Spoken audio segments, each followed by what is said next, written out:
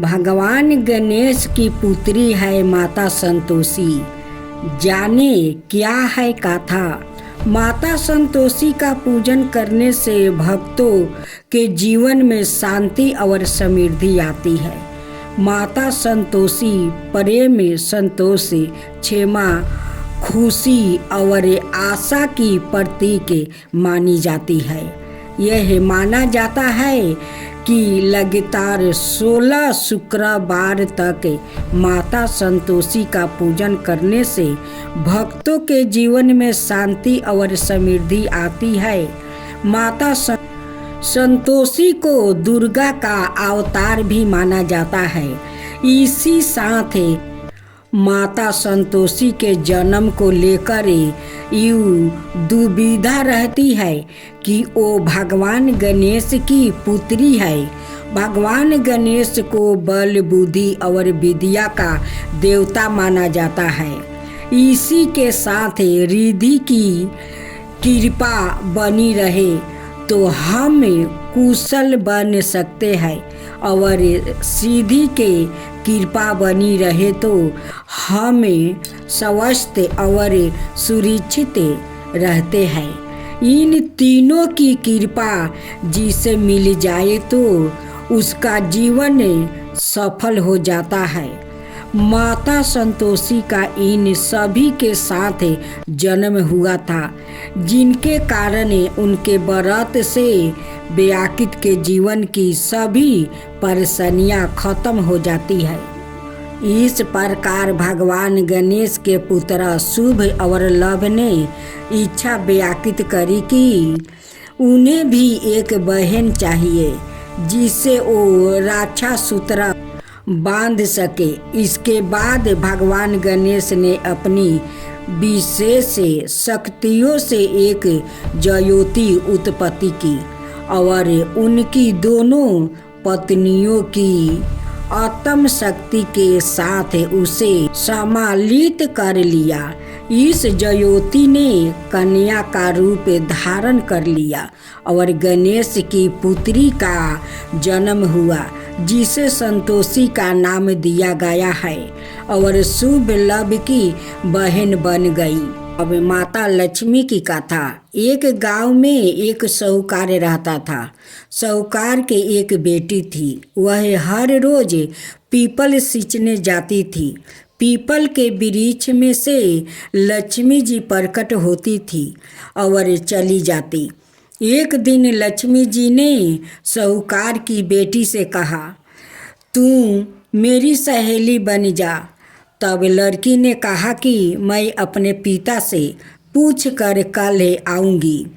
साहूकार की बेटी ने घर जाकर अपने पिता को सारी बातें कह दिया।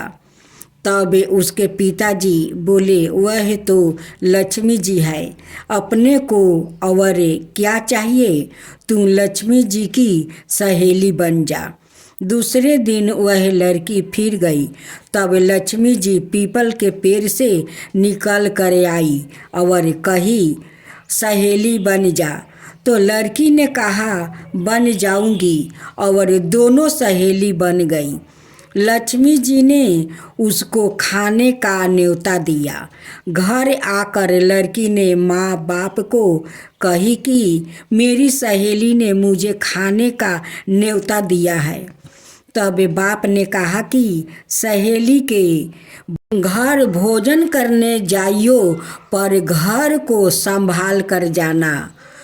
तब वह लक्ष्मी जी के यहाँ भोजन करने गई तो लक्ष्मी जी ने उसे साला दूसाला ओढ़ने के लिए दिया, रुपये दिए, सोने की चौकी, सोने की थाली में 36 प्रकार का भोजन करवाई।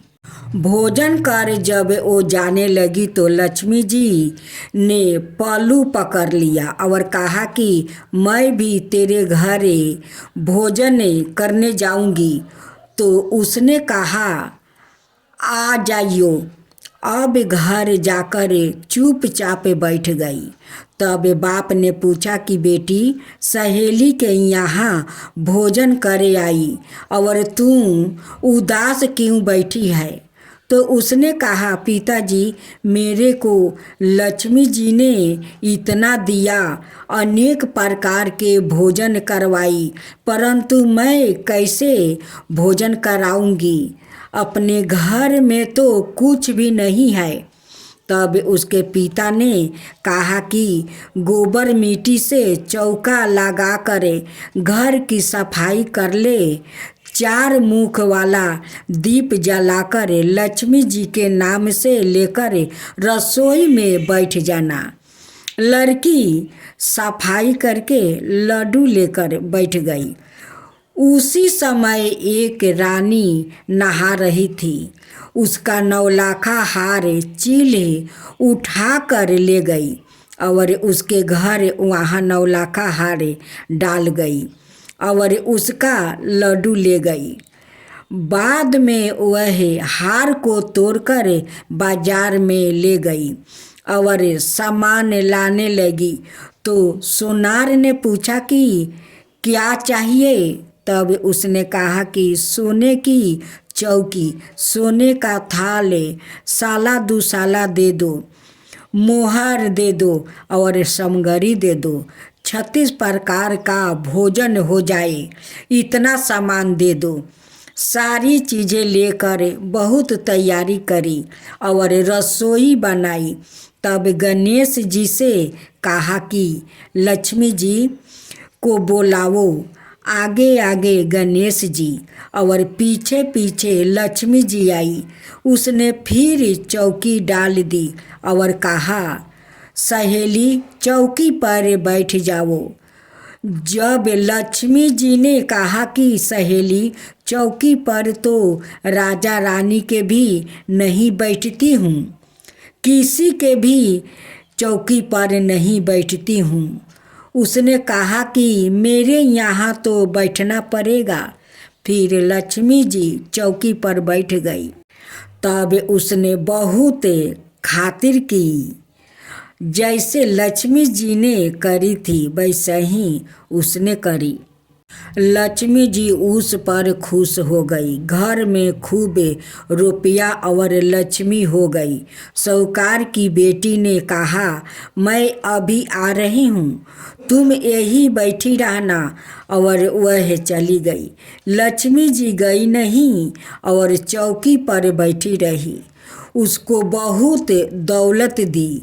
हे लक्ष्मी जी, जैसे तुमने साहूकार की बेटी को दिया वैसा ही सबको देना। कहते सुनते हुंकार भरते अपने सारे परिवार को दिए। पीहर में देना, ससुराल में देना, बेटे पोतों को देना है। लक्ष्मी माता सबका कष्ट दूर करना। लक्ष्मी माता के साथ धरती माता की कहानी सुनी जाती है। एक बार की बात है, एक बुढ़िया महिला थी।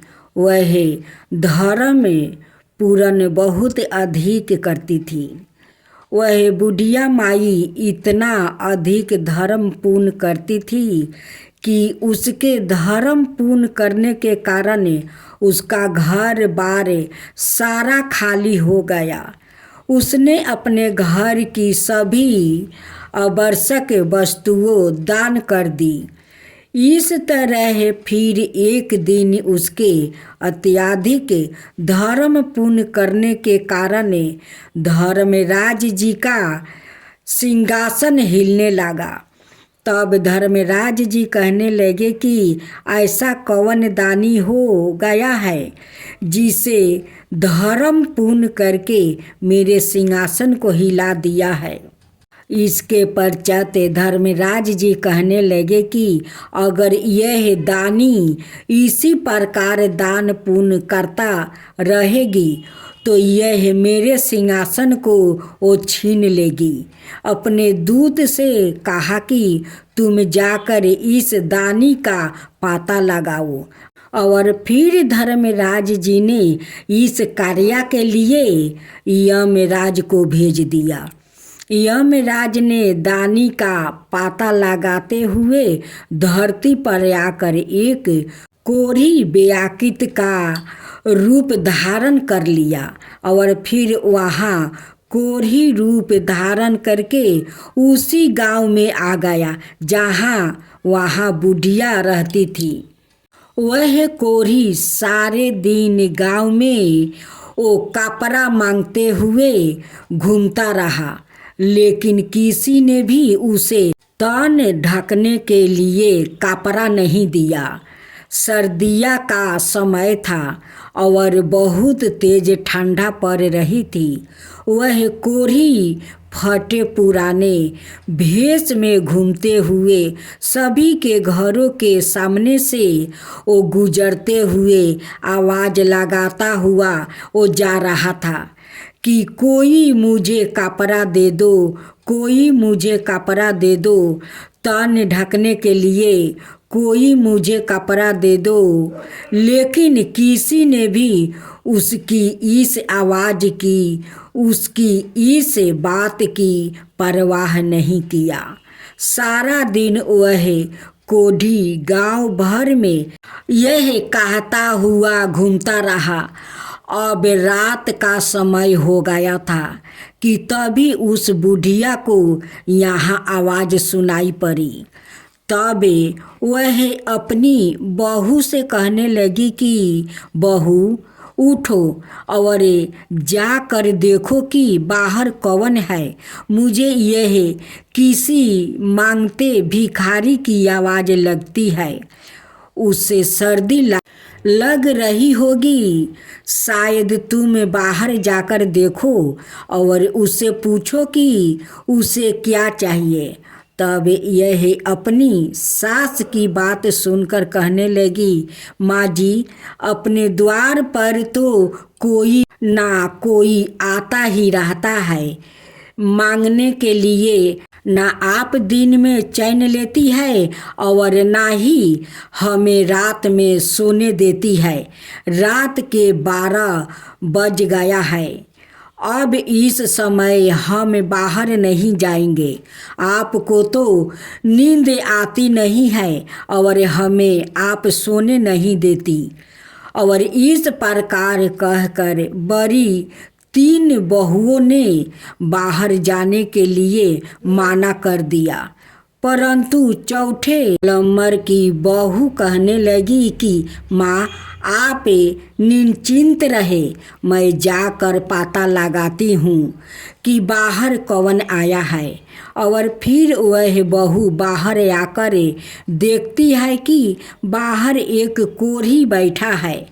तब वह बहू उस कोढ़ी से पूछती है कि बाबा, आपको क्या चाहिए।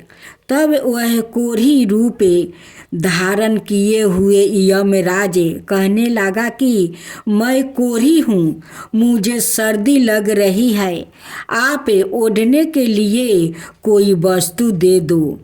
और फिर वह बहू उसकी सब बात सुनकर घर के भीतर चली गई और अंदर जाकर उसने सारी बात अपनी सास से बता दिया। बहू की सारी बात सुनकर बुढ़िया माई कहने लगी कि बहू, तेरे पिताजी के ऊपर जो कंबल है वह कंबल ले जाकर उस कोढ़ी को दे दो। यह बात सुनकर वह बहू कहने लगी कि नहीं माँ, अगर ऐसा किया तो पिताजी ठंड से मर जाएंगे। बुढ़िया माई फिर से बहू से कहने लगी कि मेरे ऊपर जो गुदरी है यह तेरे पिताजी पर डाल दे और उनका कंबल उतार कर उस ज़रूरतमंद भिखारी को दे दे। हम तो फिर भी घर के भीतर है, दरवाजे बंद करके बैठे हैं, उसके पास तो कुछ भी नहीं है। इस एक कंबल को ओढ़ने से उसका सर्दी से कुछ तो बचाव होगा।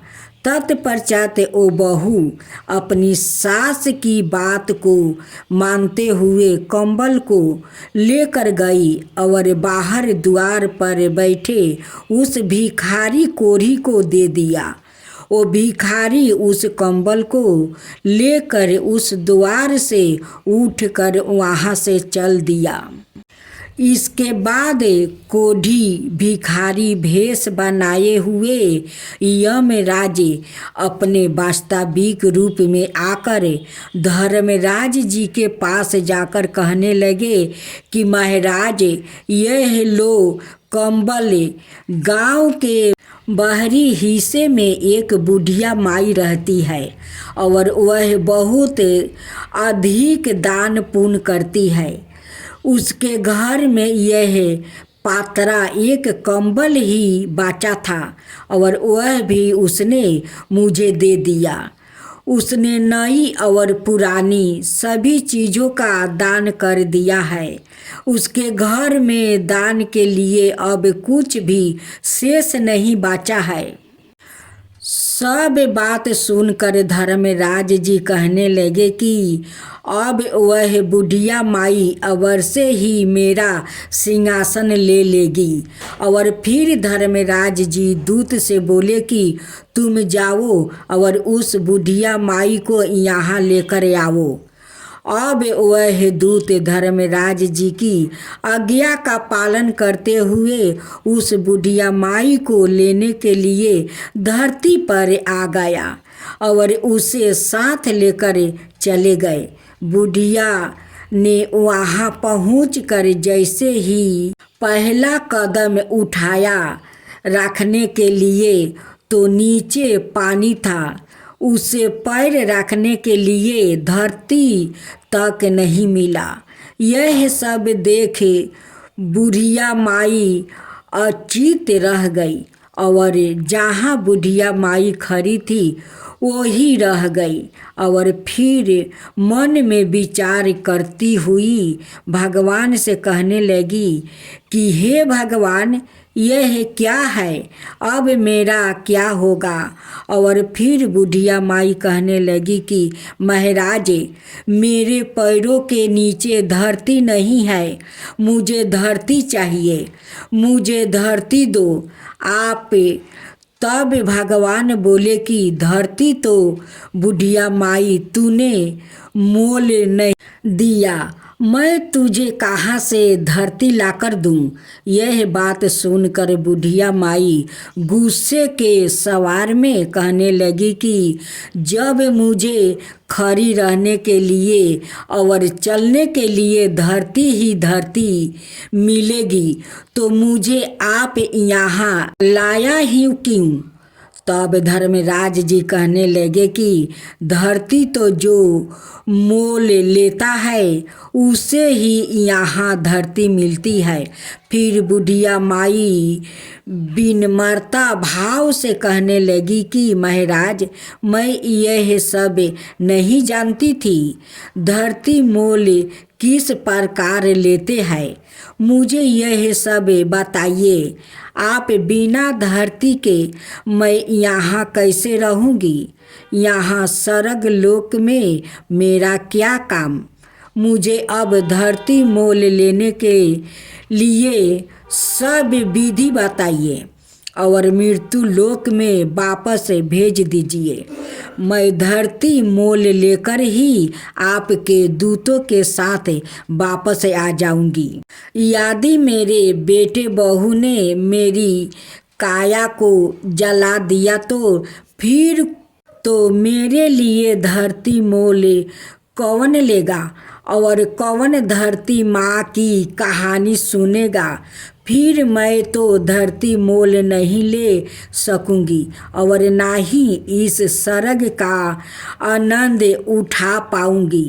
तत्पश्चात धर्मराज जी बुढ़िया माई के धर्म पुण्य को मन में विचार करते हुए बुढ़िया माई से बोले कि बुढ़िया माई, ठीक है, तू जा। और फिर यह कहकर धर्मराज जी ने अपने दूतों को बुढ़िया माई के साथ धरती पर भेज दिया।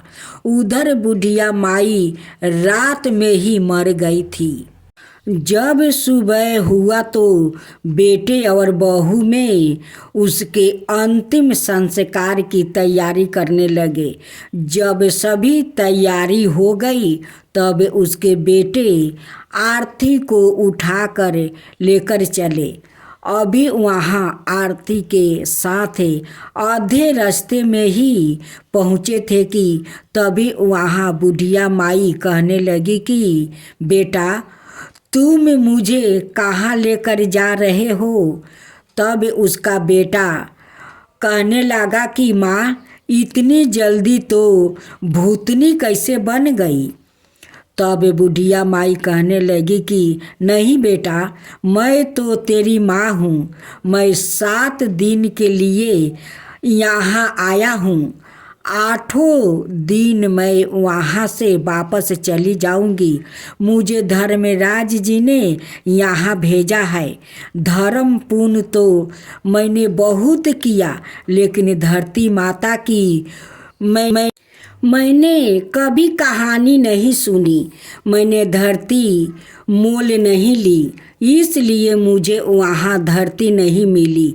जहाँ भी मैं पैर रखूँ वहाँ पानी ही पानी है। मेरे प्रार्थना करने पर धर्मराज जी ने मुझे यहाँ धरती माता की 7 दिन कहानी सुनने के लिए भेजा है। बेटा ब्राह्मण को बुलाकर आज के दिन से ही मुझे धरती माता की कहानी सुनना शुरू कर दो। 7 दिन कहानी सुनकर उद्यापन करके 8वें दिन मैं वापस वहाँ चली जाऊँगी और फिर दोबारा लौट कर कभी नहीं आऊँगी।